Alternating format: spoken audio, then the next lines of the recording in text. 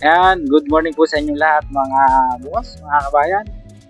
Ngayon po ay Sunday, ika-26 sa buwan ng Abril 2026. Ang oras na po natin ay alas 8:05 ng umaga.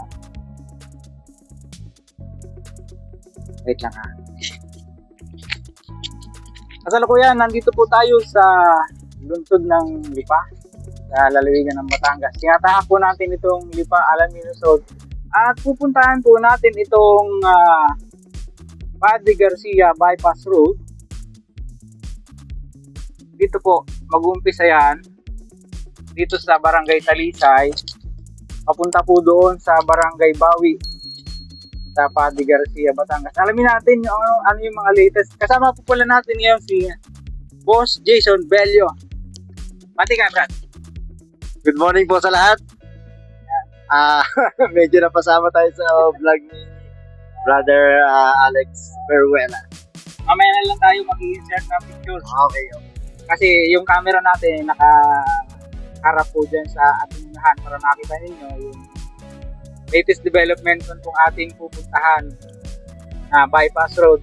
Ang haba po niyan ay 11.367 kilometers magmula nga po dito sa Lipa, particular dito po sa Barangay Talisay all the way hanggang dyan po sa Padre Garcia, Barangay Bawi. Nakita po kasi natin dito sa bungad, makita nyo mamaya, nilagyan po ng parang pinakang center island niya. At the same time, nilagyan ng street lights at saka ng halaman, no? Kaya lang ang medyo nag-worry tayo ng konti. Nagtanim sila ng halaman during summer season. Nakita nyo, sana makasurvive, no? Hindi man lahat mamatay, at least may matira man lang konti. Kasi medyo pricey din yung halaman niya, alam ko. Pagpalagay natin na 150 or 200 isang puno. Yung ganun kalalaki. Oops! Naku, talaga naman. Hindi ito nakapaling na dapat din na sa dito eh. So, yung Mirage. Oh, naka-U-turn na eh. Diba? Muntik na po tuloy. Ayun, naka-stand, side stand naman yung yung enduro type na motor. Oh, yung sumasayad-sayad. Oh. Hindi niya nararamdaman. Ayan side-side. Ayan. Ito na po, nasa Barangay Talisay na tayo, nasa right side natin. Pagka po kumaliwa, papunta po ng Alaminos yan. Ito naman pong diretsong to, yun po yung ating pupuntahan mga boss, mga kabayan. At yung mga kubo-kubo rito, pinalitan po sila ng tent yan, no? May mga tindahan po kasi rito, parang food bazaar, kumbaga. Yan. Tuwing hapon lang po siya, pero parang sa ngayon, ewan ko kung active pa, no? Kasi nga, lalagyan po yan ng sidewalk na mayroong bike lane na may pintura. Ang hitsura po kasi nito, parang doon sa Manila Batangas Bypass Road, yung dyan sa nag-umpisa dyan sa Inusuluban, papunta po dito sa Maraboy. Ganun din ang hitsura. Nauna lang po ditong maglagay ng halaman, mga kabayan, no? Kaya lang, yun nga, during summer season sila nagtanim. Parang kakaiba, no? Dapat sana, tanyo tuyo na tuloy, oh. Dapat sana ang planting season ay ngayong tagulan, di ba, no?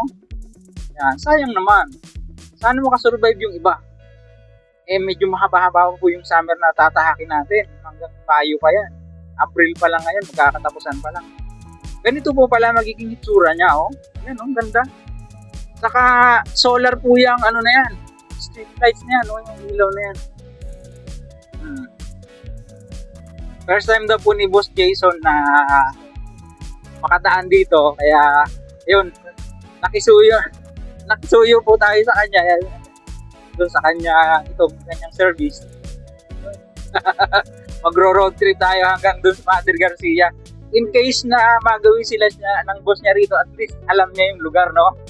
Dati po kasi, itong nasa kaliwa po nga pala natin, yan po yung magiging new government complex ng Lipa dito. Magkakaroon po dyan ng stadium na maglululan daw ng nasa 20,000 person. Pag nagkaroon nga po pala tayo ng pagkakataon, pupuntahan po natin yung bagong munisipyo ng Lipa dyan sa Bulacnin. Oo, kasi binuksan siya nung kamakailan lang, parang 2 weeks ago lang eh. Ito na po yung dating lugar na hindi pa siya nadadaanan, pero ngayon nakita nyo napakaganda na. Meaning, kahit po magtag-ulan, ay okay na, tagusan na to hanggang doon sa Padre Garcia, mga kabayan. Yung mga yan, yung street lights na may lalagyan ng halaman, diretso po yan pala, ganyan pala yung original na design niya. Tapos dito mayroon na siyang sidewalk, ayan ganyan siya. Tapos yung pinakang bike lane niya, ipinturahan po yan ng pula, kung ang pattern niya ay yung Manila-Batangas Bypass Road.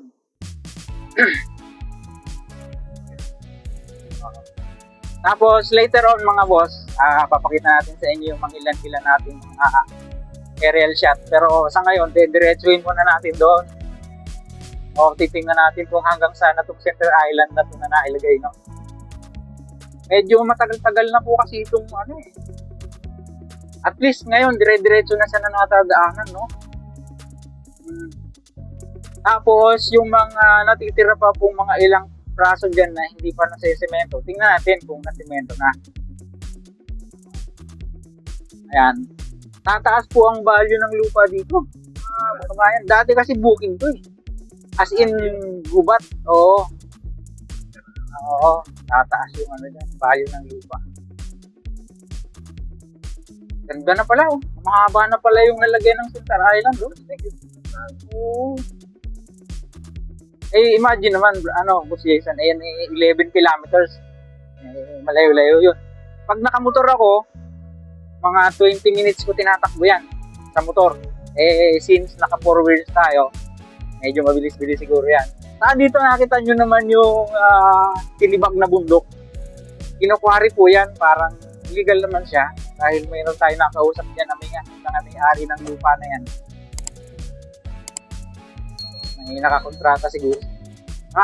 Ganda ng view dito. Lalo na po pag panahon ng tag-ulan, green na green yung kulay ng paligid niya. Medyo brownish nga po ngayon kasi nga summer. Karamihan ng mga damo kulay brown, maliban na lang sa mga puno. Ayan dito yung mga girders na ginagawa, tuloy-tuloy pa rin. Siguro mayroon pang paglalagay niya na tulay. Ano, dami na nagdara. Ano naman ang view? Ito yung madalas na ginagamit natin na na pang thumbnail itong lugar na to kasi napakaganda ng view niya, diba? Ganda. Binabati po pala natin si Tokayo. Nakalimutan ko yung apelyido na, pero nagpapabati po kasi siya gawa ng birthday niya sa April 28. Yon, ka-birth month ko pa siya. Happy birthday, Tokayo.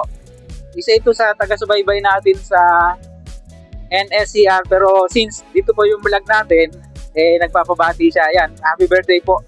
Sana ay marami pang nagkaarawan ng dumating sa'yo. At ka-birth month pa po natin siya. Yan. Ayan, diba? Yun, ganda. Bakit yung mga excavator na yan dyan sa bundok? Ayan, ang purpose niyan para hindi siya guguho dito sa kalsada. Para kaya siya tinitibag ng gusto. Kasi nakita nyo naman yung mga bato, ang lalaki, mga batong gabi. Aman to, 11 point, halos, 11.5 kilometers. Halos. Saka ang bilis ng biyahe. Compare kung dadaan po kayo dyan sa city proper ng Lipa, tapos sa P. Torres kayo dadaan, P. Torres Street, no? Talagang may challenging, lalo na pag weekdays. At may pasok ng estudyante.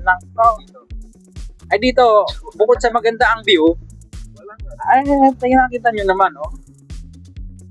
ang bilis ng biyahe natin.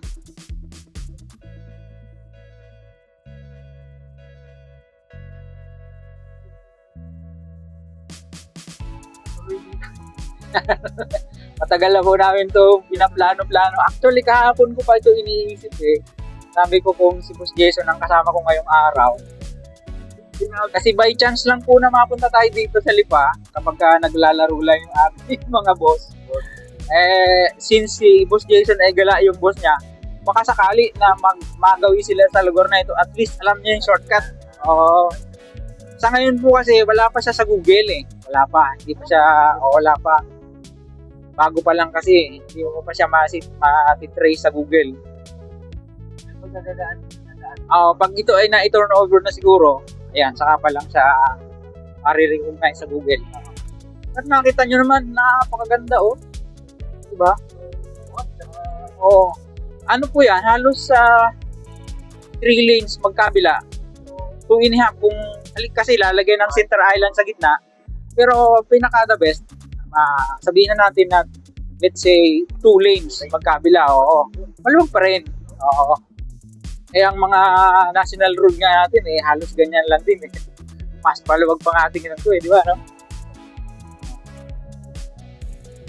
So, yung mga sinasabi ko sa inyo dyan sa bundok na nadaanan natin ng mga kapikapras na rough road pa nung huling punta natin dito, samentado na mga kabayan. Good news, napakaganda na dito dumaan. Ibig sabihin, kahit po magtagulan, pwede. Kasi pag tagulan dati, Boss Jason, talagang umiikot pa ako dun sa kung saan dyan mga sulok-sulok. Makarating lang ako dito sa kadugtong niya. Ngayon, hindi na, dire-diretso na. Dito na po sa lugar na ito, mamaya papakita natin sa drone, ay diretso po ito. Akala mo expressway, pakita nyo sa drone. Siguro yung mga regular na taga-subaybay natin, napanood na yung ibang mga vlog natin dito. Parang expressway ito. Diretsong-diretso yan, no? Minor ka dyan ng konti, Boss Jason, kuha ng intersection. Ito na po yung papunta ng Barangay San Francisco dun sa lugar ng aking hipag. Yan. Yan. Barangay San Francisco. Lipa pa rin to. Lipa. Yun. Doon. Barangay Road. Tapos, banda, dyan sa unahan ng konti, wala na pala yung mga food bazaar dito. Pinagtatanggal na rin yung mga hindi na siguro nabibili yung pagkain. Hindi. Mga pwesto na yan. Tapos ito, manggaan po yung karamihan nakikita nyo sa mga gilid. Kapag planting season, mayroon ditong maisan. Bilis lang ng biyahe. Yan, mayroon po isang tulay dyan. I think pagtawid niyan, Padre Garcia na po yan. Dulo na to ng Lipa. Dulong barangay na ng Lipa itong Barangay San Francisco. Tapos, paglabas po dyan, pagka kumaliwa, papunta po yan ng San Antonio, Quezon, all the way hanggang Chaong. Tapos, pag kumanan, papunta po naman ng Padre Garcia, all the way papuntang Rosario, Ibaan, o kaya pabalik uli ng Lipa. Something like that. Ayan, pagtawid dito, Padre Garcia na po yan. Ang bilis lang ng biyahe, no? Barangay Bawi, yan, sabi ko na eh. Barangay Bawi, Padre Garcia na po ito, yan. Medyo, kunyari, pupunta tayo ng Quezon, Boss Jason, kakaliwa tayo dyan, At the same time, mga bayan, ito po, yung diretso na yan, yan, pag kumanan tayo, papunta nga po ng Padre Garcia yan. Pag kumaliwa, papunta po ng, ayan may nakalagay naman, San Antonio, Quezon, Chaong, Quezon. Ayan. Tapos yung diretsong nakikita nyo na yan, magkakaroon din po ng bypass road dyan, papunta naman ng Ibaan. So, yun. Ito pong way na to, papunta na po ito ng Chaong. Hanggang dito na lang po muna yung ating vlog na na-share sa inyo. Sa mga kailan po na pagawin sa ating pong munting channel, sana po huwag niyong kalimutang mag-like at mag-subscribe. Pakipindot po ang notification bell para lagi po tayong updated anytime na mag-upload po tayo ng video. Ito pong muli si Kabayang Alex, kasama po natin si Boss Jason. Lagi nagpapaalaala. Ingat po tayo, lagi po tayo manalangin. Salamat. See you po on my next vlog at willing. Hasta la bye.